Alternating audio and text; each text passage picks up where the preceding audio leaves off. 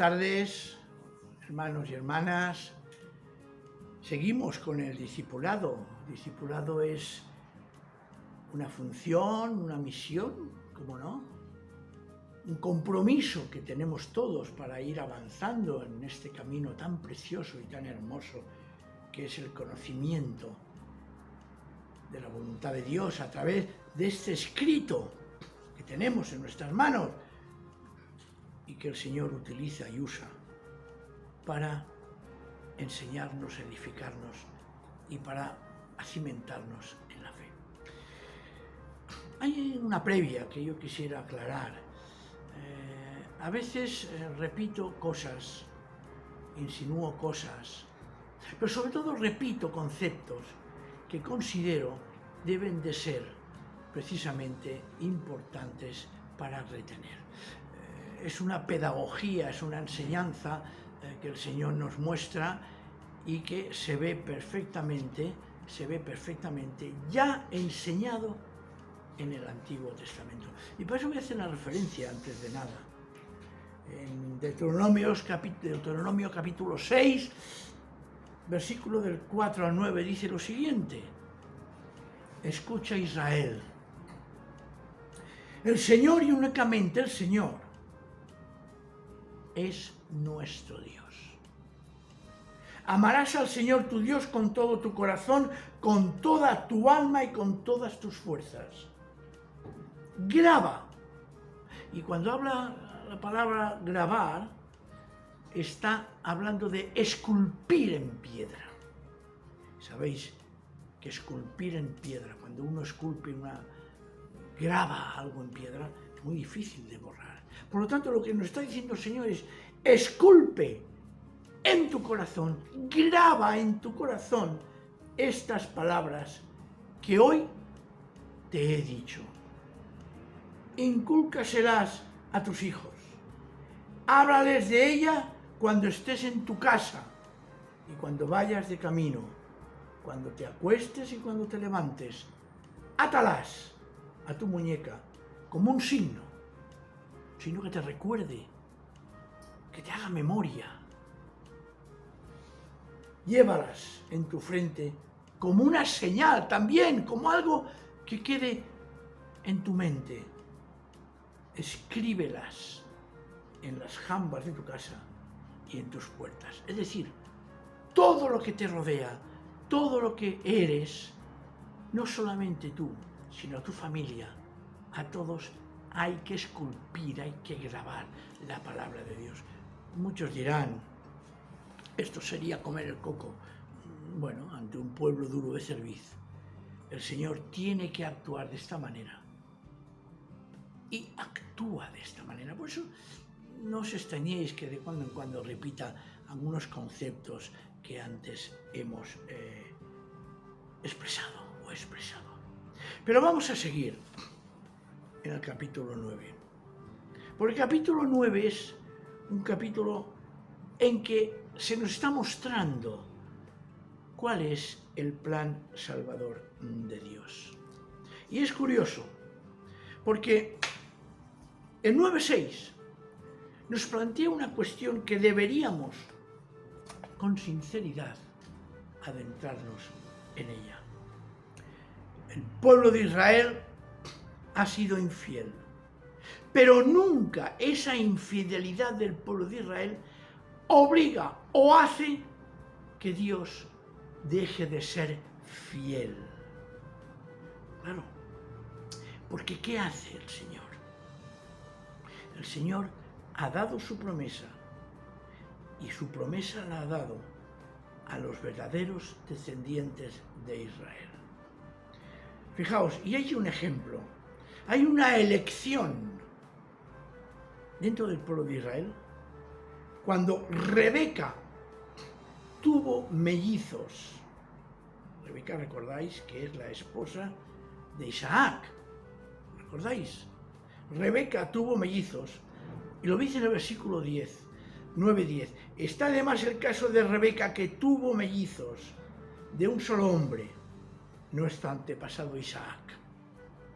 En efecto, dice el texto, cuando aún no había nacido y por tanto no habían hecho nada, ni bueno ni malo, para que conste que la decisión divina es pura elección y no depende del comportamiento humano, sino de la llamada divina, se dijo a Rebeca: el mayor servirá al menor. Fijaos la expresión. La elección de Dios del pueblo de Israel no depende, su continuidad, su afirmación, la promesa de Dios sobre ese pueblo no va a depender de si ese pueblo es fiel o infiel, como tampoco depende la salvación que Él nos da y nos ofrece, si nosotros la rechazamos o no. ¿Por qué? Porque esa oferta salvadora es por pura decisión divina constante para nosotros. Dice precisamente en el versículo 13, lo que está en conformidad con la Escritura: amé a Jacob más que a Esaú. O como dice Reina Valera, a Jacob amé y odié o rechacé a Esaú. No está diciendo que odia, está diciendo lo que traduce muy bien la palabra: amé a Jacob más que a Esaú, porque Dios amó tanto a Esaú que también le dio promesa. Y claro, la pregunta es, cuando a veces nos encontramos ante la vida, ante situaciones, y cómo no, decimos: ¿es Dios justo? ¿Es que Dios es justo cuando actúa por encima de nuestras infidelidades o nuestro rechazo? Fijaos, y la respuesta está en el versículo 15. Él fue quien dijo a Moisés: tendré compasión de quien me plazca y usaré de clemencia con quien quiera. Tremenda palabra. ¿Por qué?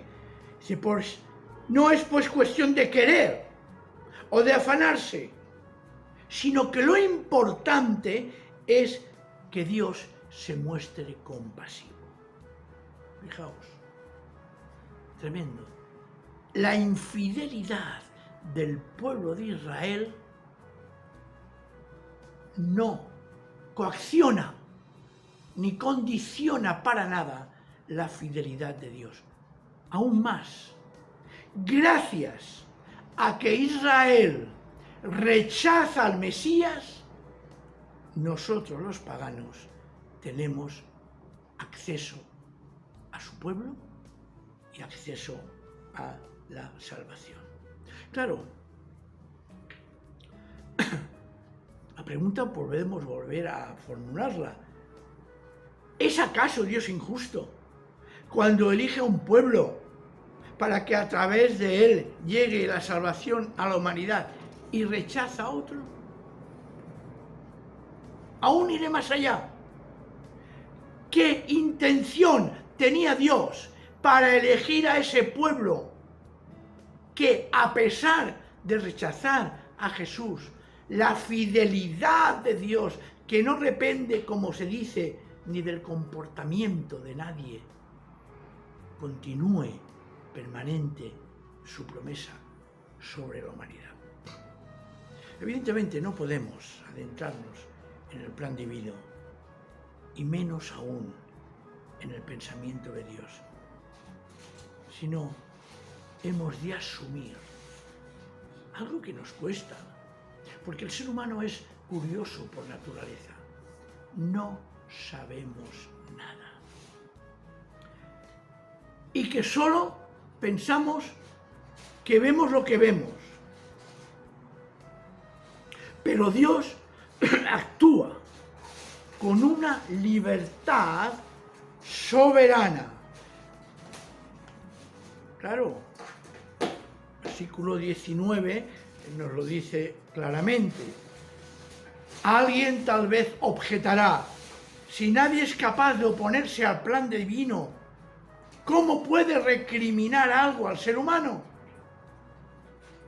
Pero ¿Y quién eres tú, mísero mortal, para exigir cuentas a Dios si no sabemos nada?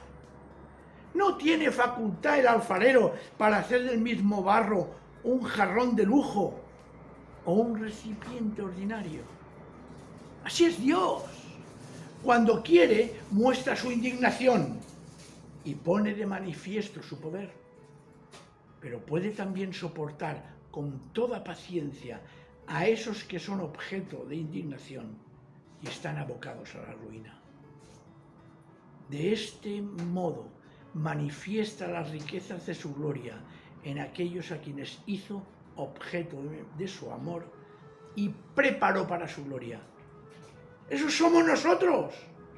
¡Qué maravilla!, ¿verdad, hermanos? Yo a veces me pregunto, cuando se habla de la predestinación, de la elección, mirar, eso forma parte de algo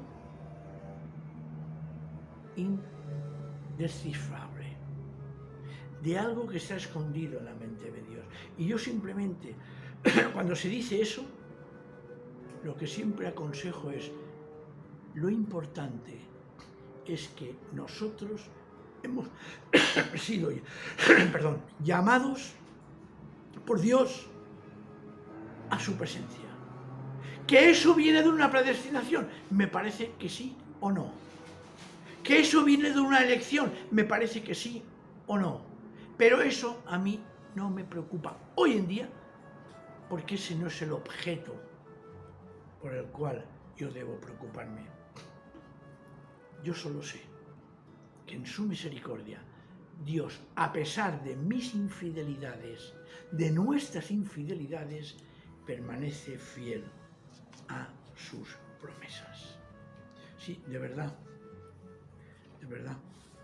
Hay algo que hemos comprobado y vemos claramente en la carta a los romanos, y que veremos. Primero, Dios elige a un pueblo. Elige. Podía haber elegido al pueblo griego, al mesopotámico, al egipcio, al que sea. Pero no. Dios elige un pueblo, y al pueblo de Israel. Y como hay un texto que dice, no creas que te he elegido por tus cualidades, Israel. No creas que te he elegido por eso. Por lo tanto, Dios elige a un pueblo para que a través de él se concrete su plan salvador. Ese pueblo de Israel es depositario y realizador de ese plan. Y a la hora de la verdad, rechaza al Mesías, Jesús de Nazaret, al Hijo de Dios. Pero eso no impide que el Señor permanezca manteniendo su promesa de salvación. ¿Qué pasa entonces? Que ese rechazo del pueblo de Israel origina que Dios traslade la oferta de salvación fuera de Israel. Como dice Pedro, y citamos el otro día, ¿os acordáis? Al que era no pueblo, lo hice pueblo. Fue un rechazo que lo hizo tomar entonces a Dios, porque su promesa era la salvación, tomar una decisión.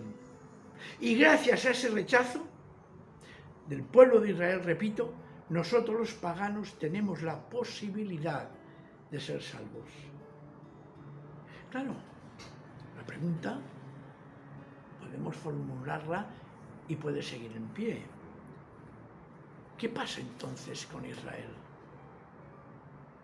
Pues que en la soberanía divina, ese pueblo, por la promesa, repito, del Señor, no es descartado definitivamente.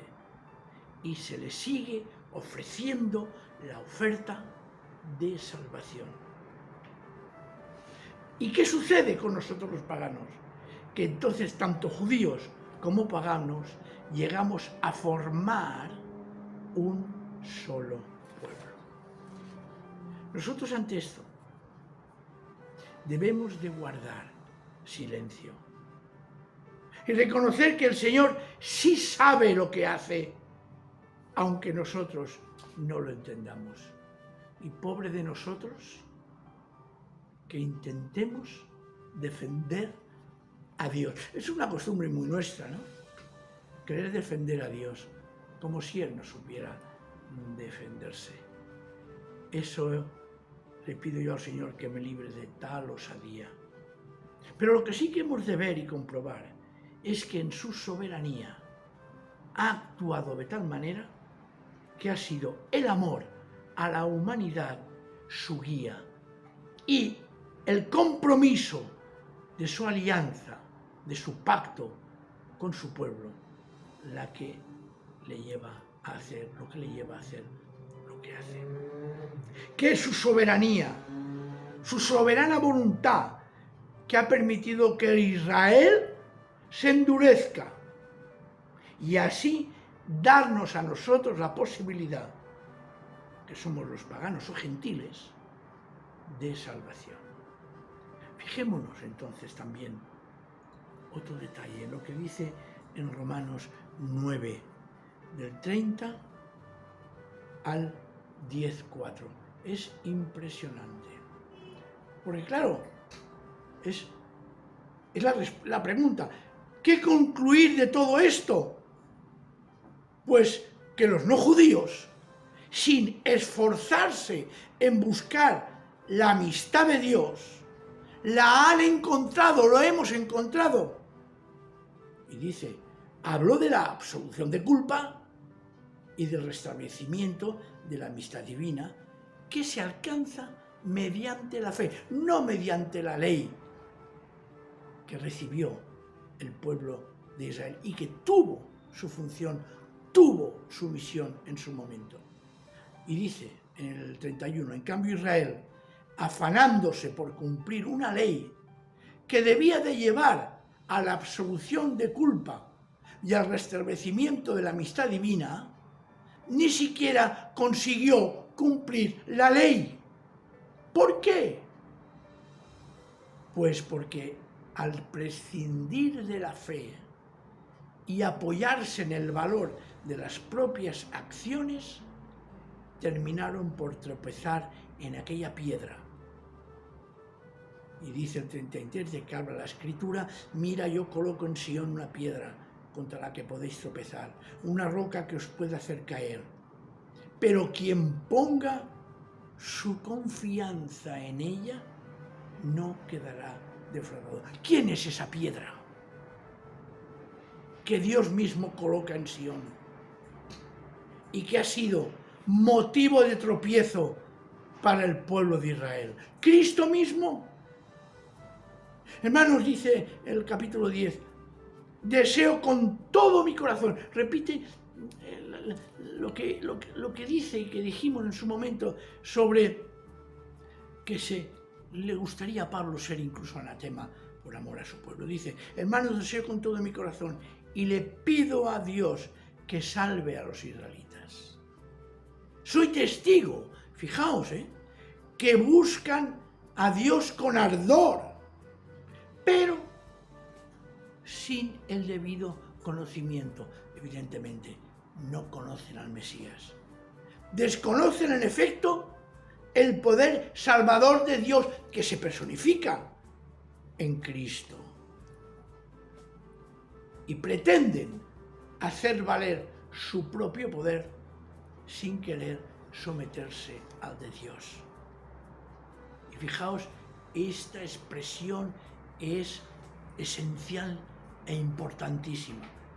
Pero Cristo constituye el punto final de la ley. Y por él, Dios absuelve de culpa y restablece en su amistad. ¿A quién? A todo creyente, pero a todo creyente, tanto pagano como judío. Es importantísimo este detalle. Es importantísimo este detalle. Porque, claro, la promesa de Dios sigue en pie. Porque Él es soberano y libre de seguir manteniendo esa promesa. Que a pesar de que el pueblo de Israel ha rechazado al Mesías, a pesar de ello,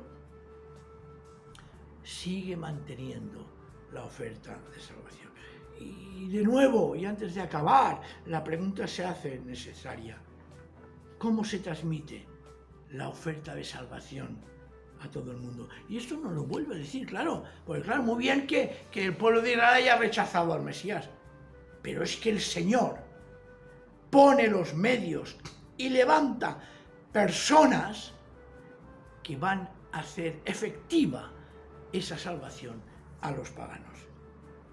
Y dice, el versículo 5 del capítulo 10, en cuanto al poder salvador de la ley, es decir, así escribe Moisés, quien cumpla la ley encontrará vida en ella. Es decir, tú cumple la ley, tú hazlo como quieras. Ahora, como Dios sabe que es imposible, a causa, como dijimos en su momento, de nuestra condición de naturaleza pecadora, no la cumplimos. Y dice, sigue en el versículo 6, en cambio, el poder salvador de la justicia de Dios, dice así, no te inquietes preguntando quién podrá subir al cielo. Se sobreentiende para hacer que Cristo baje, es decir, ¿quién hará posible que Cristo esté entre nosotros? Ni tampoco, ¿quién bajará al abismo? Se sobreentiende que para hacer surgir a Cristo de la muerte, es decir, resucitar. Lo que dice la Escritura es esto, la palabra está muy cerca de ti, está en tus labios y en tu propio corazón. Y se trata de la palabra de fe que nosotros proclamamos. Entonces, la realidad es esta. El poder salvador de la fe se manifiesta en que Cristo se hace, Cristo vive entre nosotros, es un ser humano que baja, que está con nosotros, que vive con nosotros y que además, una vez muerto, Dios lo resucita. Esa es la fe. Y sigue más adelante en la confesión esencial para nosotros hoy también, el versículo 9, 10, 9, sigo con Romanos. Si pues tus labios confiesan que Jesús es Señor, Kyrios, y crees en tu interior que Dios lo resucitó de la muerte, serás salvo. Porque se necesita la fe interior del corazón para ser justificado y la pública confesión de esa fe para obtener la salvación. Pero claro,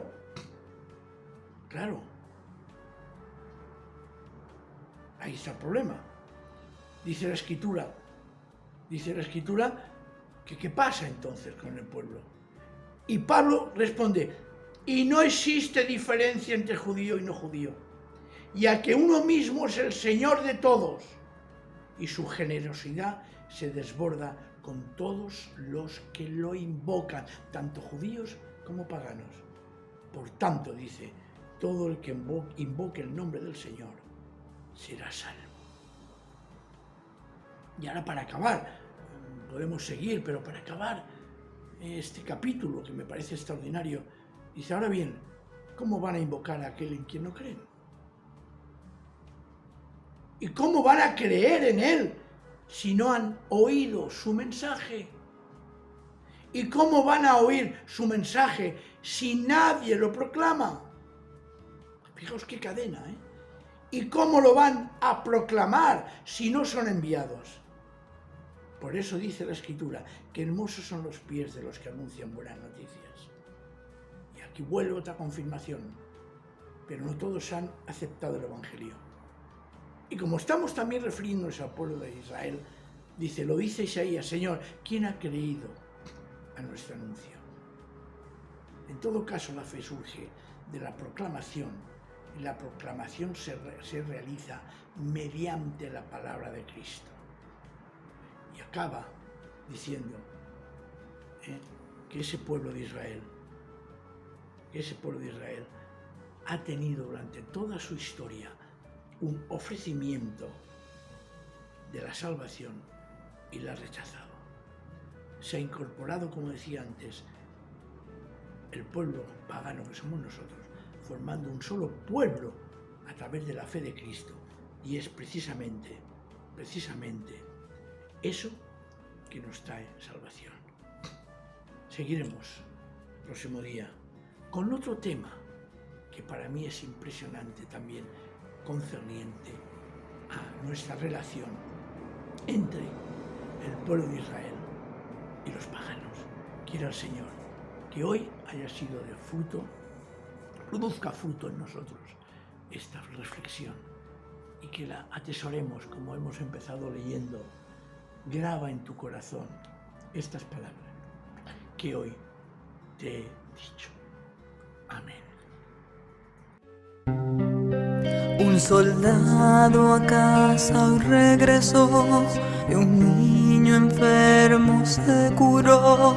Y hoy ya no hay más sombras que te cubran. Un desamparado se salvó por causa de una buena acción y hoy nadie